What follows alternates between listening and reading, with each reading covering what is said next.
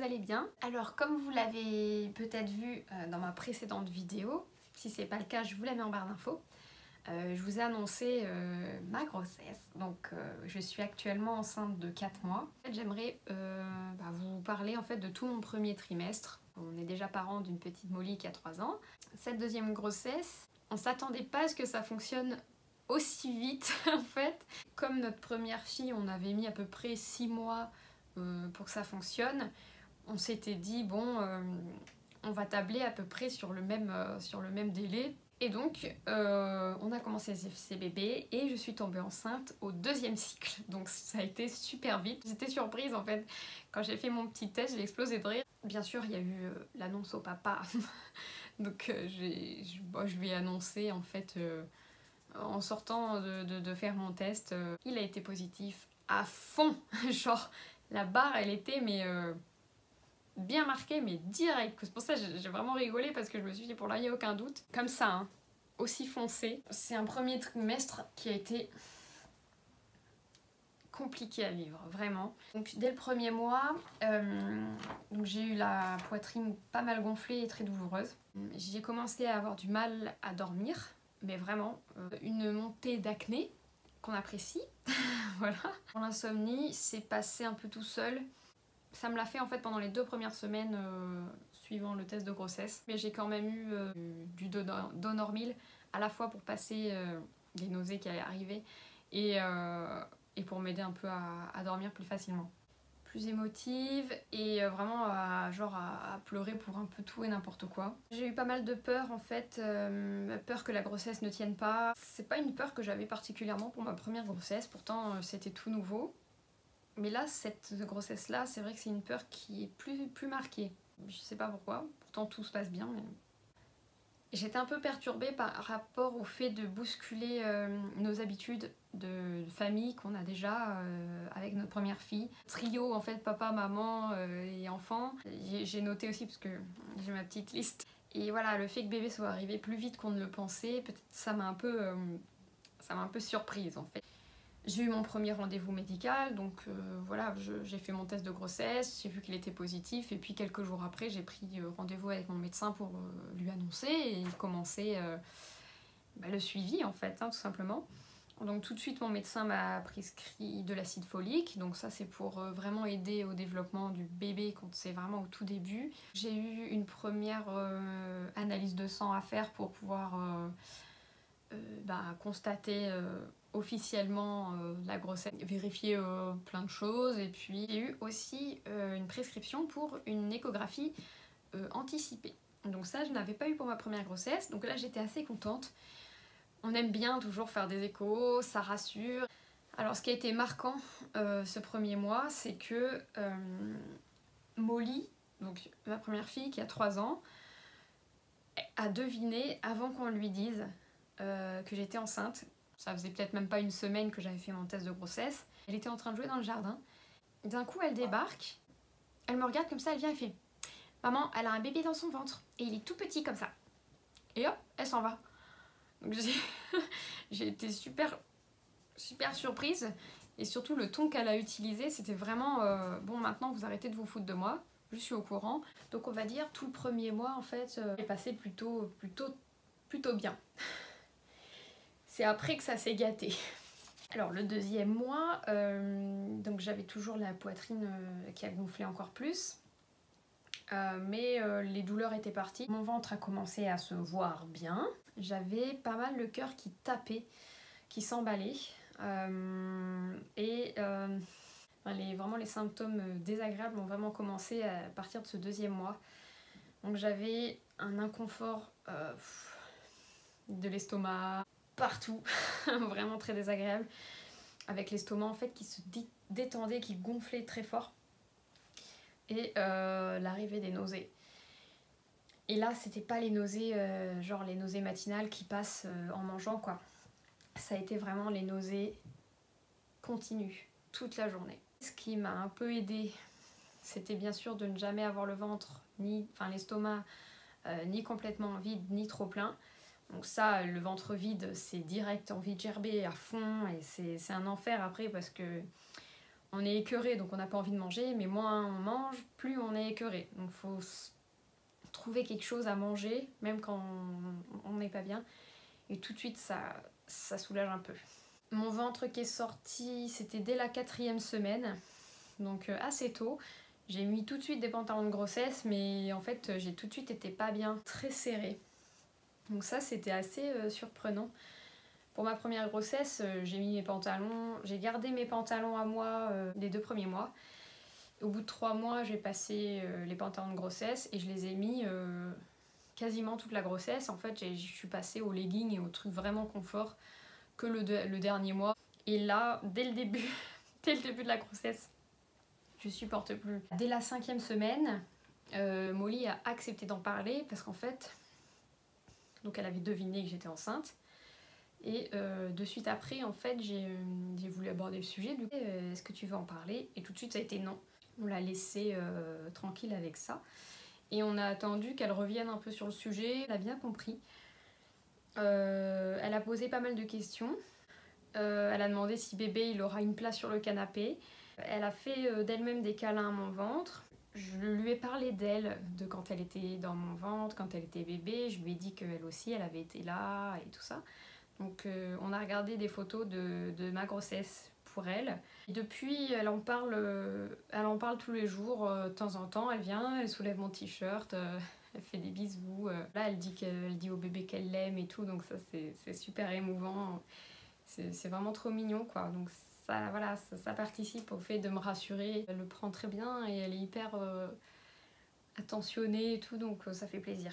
L'enfer commence à la 6e semaine d'aménorrhée. Les nausées qui sont très fortes, un écœurement toute la journée. J'ai noté, je me sens pleine d'air dans tout l'abdomen, c'est très désagréable et c'est vrai que ça fait très très mal. En fait, tout le premier trimestre, j'ai l'impression d'être juste malade. C'est vraiment pas cool parce que on n'a pas vraiment les joies de la grossesse. On attend les 3 mois pour être sûr que tout va bien, pour pas faire de fausses joies. Et du coup, on se paye que les problèmes, quoi. Donc c'est un peu compliqué.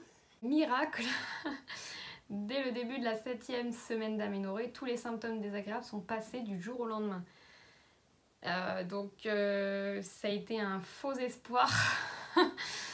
En fait, j'ai eu une journée où vraiment j'avais plus de symptômes. Donc à la fois ça m'a soulagée et à la fois je vous avoue que ça m'a fait flipper parce que je me suis dit il y a quelque chose qui va pas.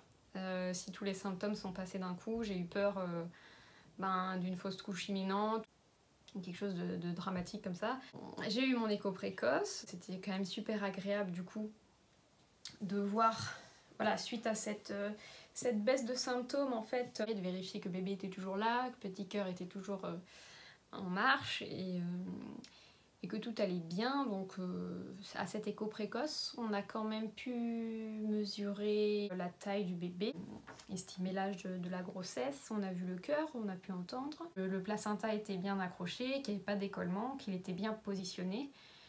Donc voilà, les petites choses qu'on pouvait voir allaient bien. J'ai marqué après, donc à la 7e semaine d'aménorrhée, ça se passe mieux, mais toujours écœurement général. Je ne supporte plus du tout l'odeur du frigo. Alors là, ça a été tout un sketch, ce frigo. On l'a nettoyé et tout. Enfin, du coup, c'est mon homme qui s'occupait de ça, parce que moi, c'était juste pas possible. Dès qu'il fallait ouvrir le frigo, c'était la mission, quoi. J'étais obligée de m'empêcher de respirer pour choper de l'eau ou quoi. Il fallait que je parte de la cuisine, du salon, enfin voilà, je parte en courant. Ensuite, j'ai noté mal-être en fin de journée, tendue, de me sentir malade, mal à la tête. Donc j'arrêtais pas de vérifier ma fièvre, mais j'en avais pas. J'ai écrit ça devient très pénible. On sent le désespoir de la meuf. La 8e semaine a été comme la 7, donc des jours plus ou moins difficiles, mais toujours l'estomac qui gonfle, pas mal essoufflé. Donc voilà, le 2e mois, vraiment dur. Pour le 3e mois, j'ai marqué moins de choses, mais ça s'est un peu maintenu pareil, mais j'ai noté donc poitrine plus plus, qui a genre doublé, triplé de volume. Pilosité plus aussi. Voilà, les hormones de grossesse font qu'on a la pilosité qui qui part un peu en flèche, donc c'est bon pour les cheveux, mais c'est bon pour tout le reste aussi. J'ai un peu de duvet sur le ventre, quoi, qui normalement est blond, qui se voit pas. Et là, en fait, il est devenu un petit peu plus foncé, donc on dirait que j'ai pris un peu de poil au bide.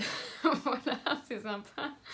Et je me souviens que j'avais déjà eu ça pour ma première grossesse, donc ça m'a pas surpris, mais il me semblait que c'était arrivé plus tardivement pour Molly. Toujours des nausées toute la journée, ça m'a pas lâché. Et les maux de tête le soir, c'était constant en fait dès le 2e mois, il y a eu tout ça, quoi. Enfin, 2e, 3e, ça s'est enchaîné. Question émotion, j'ai noté, donc meilleur état, je commence à profiter et apprécier d'être enceinte. Donc ça a commencé à être un peu plus agréable.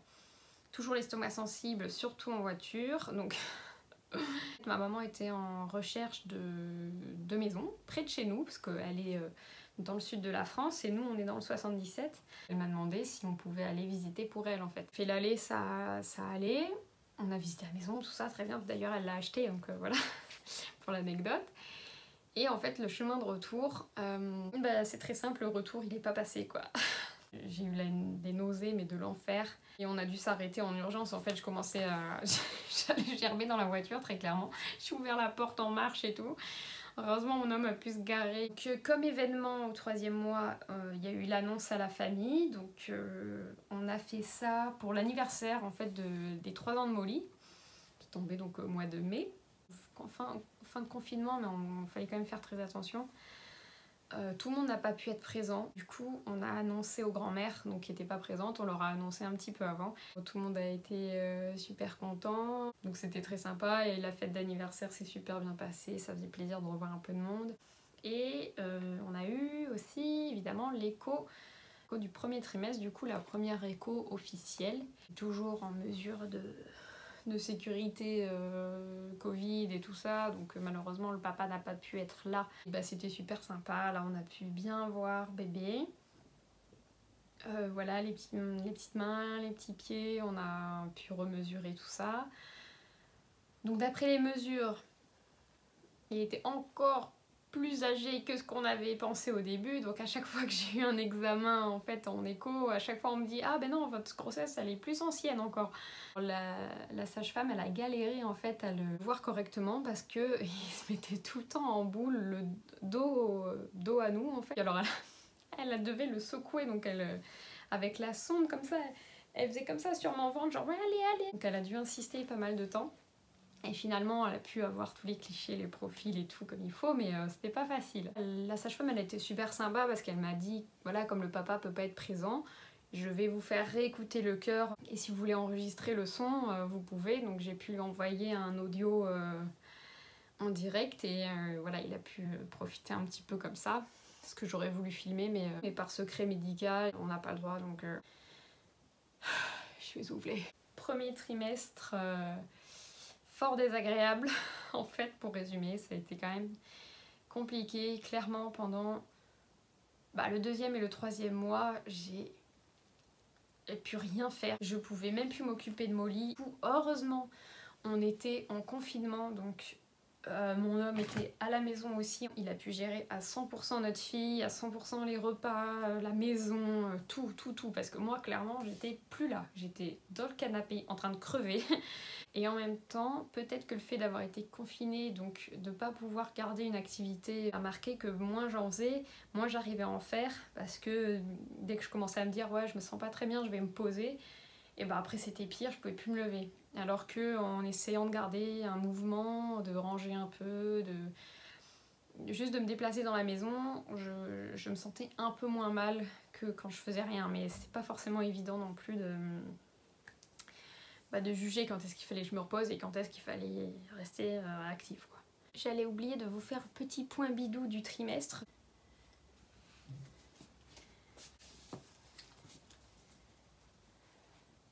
Donc écoutez, j'espère que cette vidéo vous aura intéressé, vous aura plu. N'hésitez pas, comme d'habitude, à vous abonner si ce n'est pas encore fait, à laisser des commentaires, à liker la vidéo, à la partager si vous avez envie. Moi je vous retrouve la semaine prochaine, je ne sais pas encore avec quel sujet. Ciao!